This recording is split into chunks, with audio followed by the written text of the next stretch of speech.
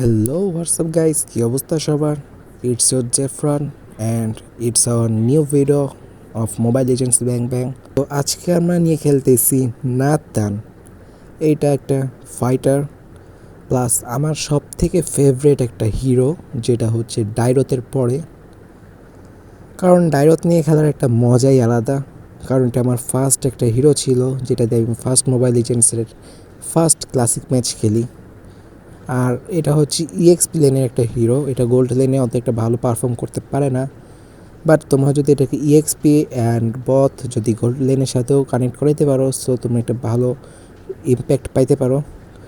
আর আমাদের সামনে ভাই হিরোগুলো চেনা যায়, কিন্তু হিরোগুলোর নাম এখন আমার মুখস্থ হয় নাই। তো আমাদের লেভেল 2, আর এই নাতান ক্যারেক্টার নিয়ে আমরা অনেকগুলো ম্যাচই খেলছি। যদিও একদিন যদি সময় পাই তো তোমাদের দেখাই দিব না যে এটার সাকসেস রেট কত। আর অ্যাট প্রেজেন্ট আমি লেভেল 16 আছি, আর এটার সাকসেস রেট 88.60%। তো বুঝতে পারছো এটার কতটা ভালো একটা পারফর্ম করা হিরো। আর যারা খেলছো তাদের তো বলারই কিছু নাই, আমাকে বুঝে শুনে খেলতে হবে। আর এই হিরোটা নিয়ে খেলতে গেলে তোমার হচ্ছে এটা যে সিসি ক্যারেক্টার, এটা নিয়ে যখনই খেল বা ভাই আগে পালা এটার মারতে হবে। এর লেভেল কম, কিন্তু তারপর আমি এর কাছে হাইরে যাই বারবার। আর গত ভিডিওতে তো বলছি যে যখন লেভেলের 1 বা 2 গ্যাপ থাকবে তখন রিস্ক নিতে না। যখন দেখবা 3 to 4 হয়ে গেছে তখন তোমার রিস্ক নেওয়া ওটা প্রবলেম নাই।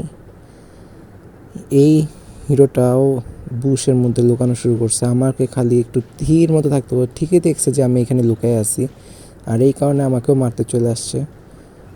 আর আমার সামনটা এখন ওপেন হয় না ভাই। নাতানের সামনটা যে নিয়ে খেলছে না, সে বুঝবে এটার মজাটা কি আসলে। এটার মজাটা যে কি ভাই বলার মতো না। যখন সামনটা আনলকড হবে তখন দেখো। আর টার্টেলটা নিতে হবে আমাকে। টার্টেল নিলে আমার ইএক্সপি প্লাস গোল্ড একটা ভালো পরিমাণে পাওয়া যাবে। আর এখানে আমাদের হেলথ কিন্তু প্রায় অনেক কম, সো আমরা একটু দূরে দূরে থেকে ফাইট করব। আর আমাদের কাছে হেলথও বাড়াইতে হবে, কারণ হেলথ বাড়ানো ছাড়া আমাদের উপায় নেই। এই রে এইখানে আমার টাওয়ারকে ড্যামেজ করতেছে।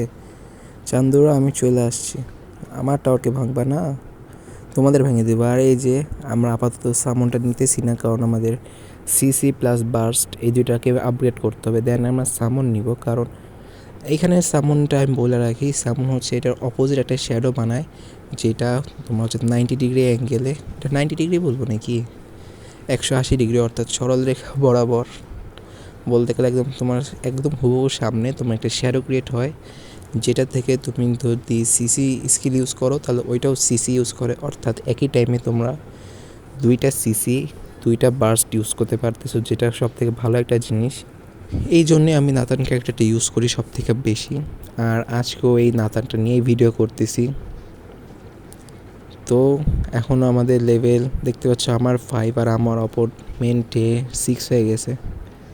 না, ওরও 5, আমি ভাবছি ওরও 6 হয়ে গেছে। তো দেখতে পাচ্ছিলাম যে আমাদের লেভেলের গ্যাপ ছিল, বাট এখন সেটা সমান হয়ে গেছে। এটার কারণ হচ্ছে হয়তো বা ও হচ্ছে ইএক্সপি লেনের প্লেয়ার, আর নয়তো বা হচ্ছে ড্যামেজ নয়তো বার্স্ট, এরকম কিছু একটা রোল থাকে, ওই রোলের প্লেয়ার। এই কারণে ওর লেভেলও আপ হইতেছে একটু ফাস্ট। কিন্তু আমার ক্ষেত্রে আমার হচ্ছে ফার্স্টে হিরো কিল করতে হবে, দেন টারেটসগুলোকে আগে মারতে হবে। টারেটস না গাইজ, মিনিয়ন্সগুলোকে মারতে হবে, তাহলে হচ্ছে আমার লেভেল একটু খুব দ্রুত আপডেট হবে। ভাই বুঝলাম না, আমার মিনিয়ন্সগুলো কি স্লো নাকি আমি হচ্ছে সাপোর্ট দিতেছি না? মানে কি বলবো, ওদের মিনিয়ন্স চলে আসতেছে আর আমার ও রে চান্দু এখানে বসে বসে আমার মিনিয়ন্সগুলোকে ট্রান্সফার করতেছে ওইদিকে। এই কারণে তো বলি আমার মিনিয়ন্সগুলো কই যায়। এখন সামন নিছি না ভাই, সামন দেখবা যখন একটু সময় হবে, সময় মতো সামন্স ইউজ করব, তখন বুঝবা।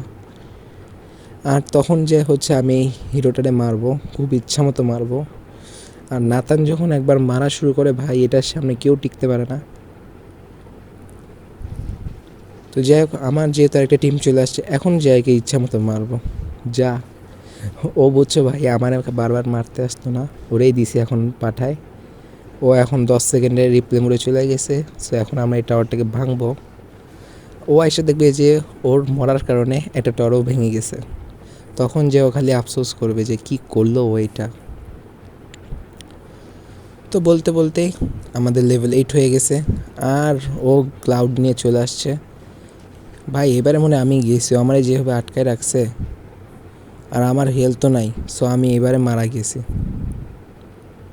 তো যাই হোক, একটা কিল, একবার মারা খাওয়া, ইটস নর্মাল।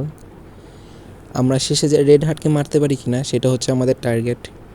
আর আমি যেহেতু নিউ বাই প্লেয়ার, সো আমার কাছে অত একটা প্রপার নলেজও নাই, স্কিলও নাই। আর আমরা জানি এক্সপিরিয়েন্স জিনিসটা খুবই ভালো একটা জিনিস, প্রত্যেকটা কাজে এক্সপিরিয়েন্স খুব ভালো একটা ইম্প্যাক্ট ফেলে। আর আমাদের এক্সপিরিয়েন্স একদমই জিরো বলতে গেলে, জাস্ট কয়েকটা মাস। এই জন্য আমাদের একটু খেলতে খেলতে প্রবলেম হচ্ছে, তবে সামনে এটাকে দ্রুত ইমপ্রুভ করা হবে, সেটা নিয়ে কোনো টেনশন নাই। আমরা ওদের একটা টাওয়ার ভেঙে দিছি, কিন্তু আমাদের টাওয়ারও তো একটা ক্ষতিগ্রস্ত হয় নাই। কিন্তু এই রে, এই শালাটার সাথে আমি এখনও পারি না, এইটাকে তো মারতেই হবে। আর আমার হেলথের 12টা বাজায়, ওরা ওই পাশে 3টা হিরো একসাথে খেলতেছে।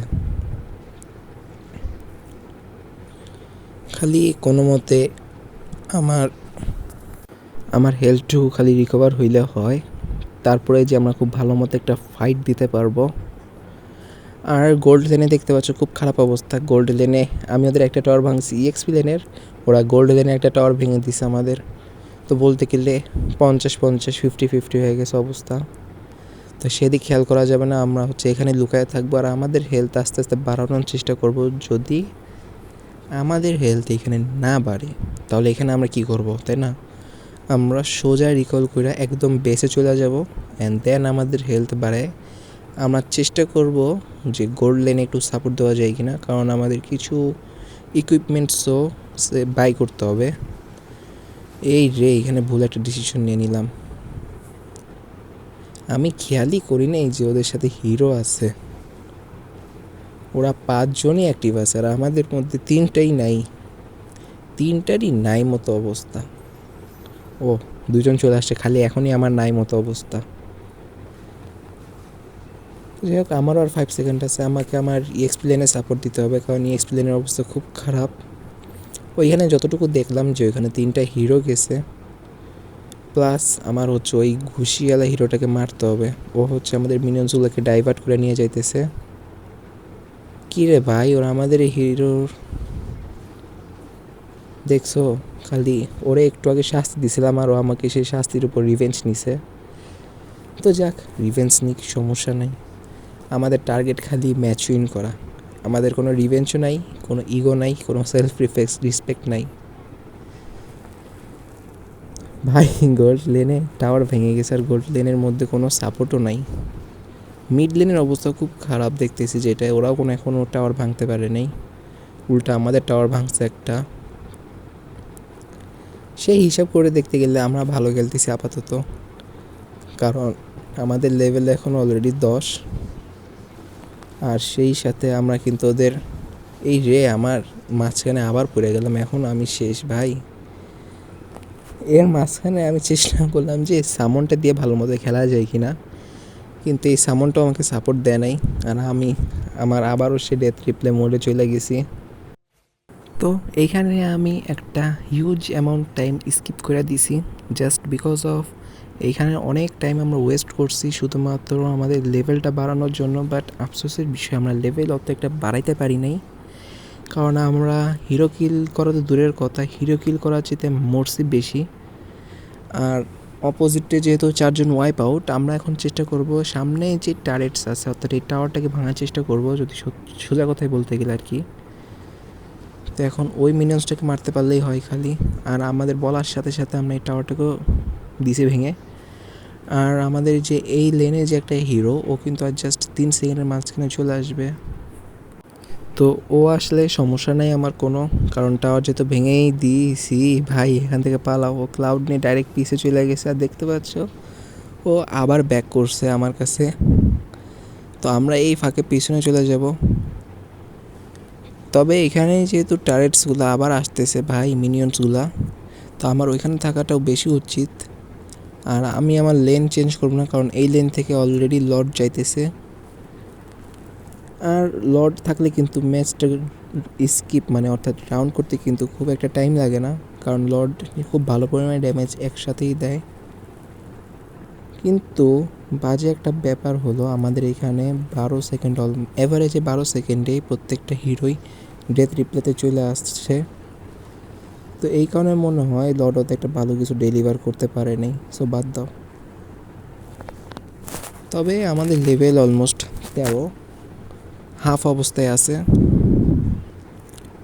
তবে আমাদের সেন্টারে যেতে হবে, কারণ আমার বলতে গেলে আমাদের দুই পাশেরই সবগুলা টাওয়ারই ক্লিয়ার করা। তবে অপোজিট থেকে আমাদের টাওয়ার একটা একটা করে প্রত্যেক লেনে এক্সট্রা আছে। সো এখান থেকে আমরা একটা সেফ জোনে আসি। আর আমার যেই কি বলে টেকটিক্স তোমরা অনেকেই জানতে চাইছো, সেই টেকটিক্সটা হচ্ছে আমরা আগে চেষ্টা করবো আমাদের সবগুলা লেনের টার্গেটগুলো ভাঙা, দেন এরপর আমরা হচ্ছে কিল করার দিকে যাব। তবে সুযোগ থাকলে এর মাঝখানেও আমরা হচ্ছে কিল করার চান্সটা মিস করতে চাইবো না। কিল করবো, এতে আমাদের ইএক্সপিটা খুব ভালো পরিমাণে বাড়বে। রে ভাই, ভুল জায়গায় ভুল কথা বললেই সমস্যা।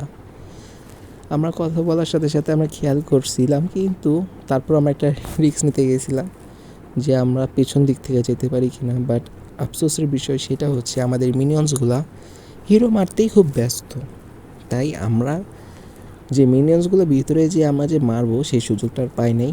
এই মিনিয়ন্সের জন্য উল্টা আমরা মারা খায় চলে আসছি। তো আমরা প্রায় অলমোস্ট দেখানোর পর আমরা আরও একবার মারা গেছিলাম। এইটা নিয়ে আমরা টোটাল 5বার মারা গেছি, অ্যান্ড 6 নাম্বার অ্যাটেম্পট আমাদের চলতেছে। আর আমাদের লেভেলে দিক থাকলে দেখতে পারবা 15 হয়ে গেছে। তবে আমরা সেই একটা কিলেই পড়ে আছি এখনও, কারণ আমি হচ্ছে এখন চেষ্টা করতেছি যাতে আমার টার্গেটসগুলোকে রেড হাটে পৌঁছাইতে। আর এখন তো এখন 4টাই হিরোই যেহেতু একবারে নাই, আর আমরা সামনটাও এবার ইউজ করলাম। আর সামনটা ইউজ করার সাথে সাথেই আমাদের ম্যাচটা উইন। তবে আমি চেষ্টা করছিলাম এবার সামনটাকে দেখানোর জন্য, বাট যেহেতু পারলাম না, অবশ্যই আমরা এটা নিয়ে আরও একটা ভিডিও করব। আর আমার সব থেকে খেলা একটা ভালো হিরো বলতে গেলে এই নাতান ডাইরোতের পরে। হয়তো এর থেকে আরও ভালো ক্যারেক্টার বা হিরো আছে, আমরা সেটার চেষ্টা করব। তো আজকে এ পর্যন্তই, সবাই নিজেদের খেয়াল রেখো, দেখা হবে নেক্সট আরও একটা ভিডিওতে। আজকে এ পর্যন্তই।